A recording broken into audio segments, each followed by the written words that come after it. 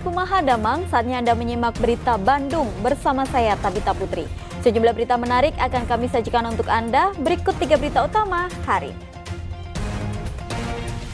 4 orang terluka akibat kebakaran tangki bahan bakar minyak di SPBU daerah Cianjur.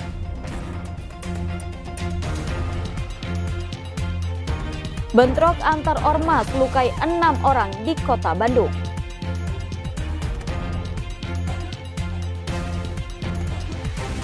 Lebih dari 1.800 ternak di Jawa Barat terjangkit penyakit mulut dan kuku.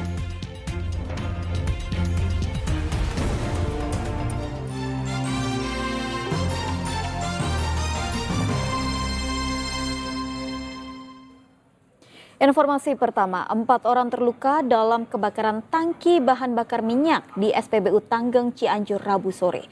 Diduga api berasal dari korsleting pompa saat petugas membersihkan tangki penampungan BBM. Bom Tanggeng, Hauruan. Mundur. Kobaran api ini berasal dari SPBU di Kampung Sukalaksana, Desa Tanggeng, Kecamatan Tanggeng, Cianjur. Api tiba-tiba membakar mobil petugas SPBU yang parkir dekat dengan tangki BBM. Saat itu petugas SPBU hendak membersihkan tangki penampung BBM. Namun diduga terjadi korsleting pada pompa yang sedang menyedot BBM jenis solar lalu membakar salah satu tangki. Akibat kebakaran pada Rabu sore itu, 4 petugas SPBU mengalami luka bakar dan 1 mobil ludes terbakar. Namun ada bahan bakar yang isinya 500 liter solar dekat listrik. Adanya percikan mengakibatkan kebakaran. Namun demikian, Polsek Tanggeng seluruhnya diturunkan untuk pengamanan di pom bensin Tanggeng. Keempat korban sempat dirawat ke puskesmas terdekat lalu dirujuk ke RSUD Padalarang. Api padam setengah jam kemudian setelah 1 mobil damkar dikerahkan ke lokasi kejadian. Polisi masih mendalami penyebab pasti kebakaran. Rendra Gozali melaporkan dari Cianjur. 2 organisasi kemasyarakatan di kota Bandung bentrok hingga melukai 6 anggota ormas. Penyebab bentrok masih didalami.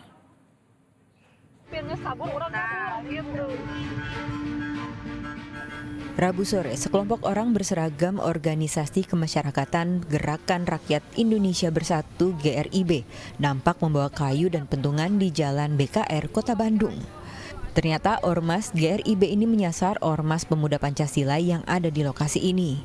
Bentrok pun tak terhindarkan. 1 motor dan 2 mobil rusak. Bahkan 6 orang luka-luka karena terkena senjata tajam dan pecahan kaca. Polisi yang tiba di lokasi kejadian bersiaga dan mengantisipasi bentrokan susulan antara kedua ormas.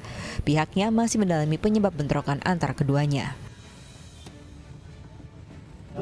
Sampai saat ini tim kami masih menelusuri apa yang menjadi penyebab gesekan seperti ini. Di motif kami selidiki, ya, apa yang menjadi penyebab sehingga terjadi gesekan kedua ormas ini. Nanti perkembangan lanjut nanti melalui pimpinan kami laporkan.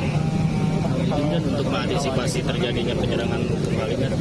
Untuk antisipasi penyerangan kembali tentunya kami sudah terlihat di sini kami turunkan personil baik dari Polsek, TNI Polri, termasuk juga dari Polrestabes. Olah tempat kejadian perkara digelar. Polisi memeriksa dan mengumpulkan keterangan saksi untuk mengungkap motif yang membuat penyerangan antar ormas GRIB dan PP ini terjadi. Muhammad Rizal melaporkan dari Kota Bandung.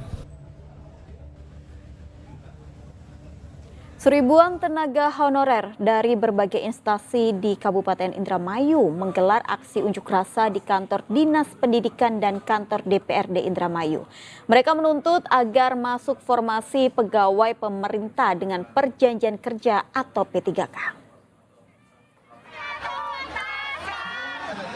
Di bawah terik matahari, beragam spanduk protes terhadap nasib tenaga honorer dibentangkan pengunjuk rasa di depan gedung DPR dan Dinas Pendidikan Indramayu. Unjuk rasa pada Rabu siang diikuti tenaga honorer, perawat hingga damkar dan Satpol PP. Mereka mendesak kejelasan status mereka yang rata-rata telah menjadi honorer selama lebih dari 5 tahun dan menuntut agar diangkat sebagai pegawai pemerintah dengan perjanjian kerja atau P3K. Kami hanya minta kepastian kepada pemangku kebijakan. Kami dituntaskan di anggaran 2025 ini tanpa terkecuali. Kalau berbicara anggaran tidak ada, kenapa DAU yang lain bisa dialihkan ke yang lain? Tidak dialihkan pada kami. Itu saja. Tuntutannya sendiri apa sebagai guru honorer? Tuntas 2025 tanpa terkecuali. Kepala Dinas Pendidikan Indramayu menyatakan jumlah P3K yang sudah diangkat hampir mencapai 600 guru honorer untuk tahun ini. Sedangkan yang belum atau sudah mendaftar berjumlah 1.200 guru honorer. Insya Allah nanti terkait dengan apa yang disampaikan, kami akan paparkan nanti pada saat di Dewan. Karena ini sudah agenda kami. Masa pun kemudian membubarkan diri usai melakukan aksi setelah diberikan janji untuk meneruskan aspirasi mereka. Maruli Habibi melaporkan dari Indramayu. Mayat laki-laki tanpa identitas ditemukan mengambang di Waduk Cirata, Calincing, Cianjur. Tak ada satupun warga sekitar waduk yang mengenali korban. Warga desa Sindang Jaya, Kecamatan Ciranjang, Cianjur dikejutkan dengan penemuan pria tanpa identitas yang mengambang di Waduk Cirata, Calincing. Laki-laki yang diperkirakan berusia 45 tahun itu ditemukan mengenakan kaos putih dan celana pendek biru. Polisi belum dapat memastikan apakah laki-laki itu tewas karena kecelakaan atau korban kekerasan. Kalau untuk motif dan dugaan masih dalam lidik dan kita masih mengidentifikasi siapa Mr. X ini, karena dari keterangan saksi-saksi dan para warga di sekitar itu tidak ada yang mengenali baik dari bentuk fisik maupun wajahnya. Demikian. Tapi indikasi ada dugaan kekerasan fisik tidak, Komandan? Itu kita masih dalam penyelidikan. Sejauh ini warga sekitar tak mengenali laki-laki itu. Jenazah berada di RSUD Cianjur untuk proses otopsi. Rendra Gozali melaporkan dari Cianjur.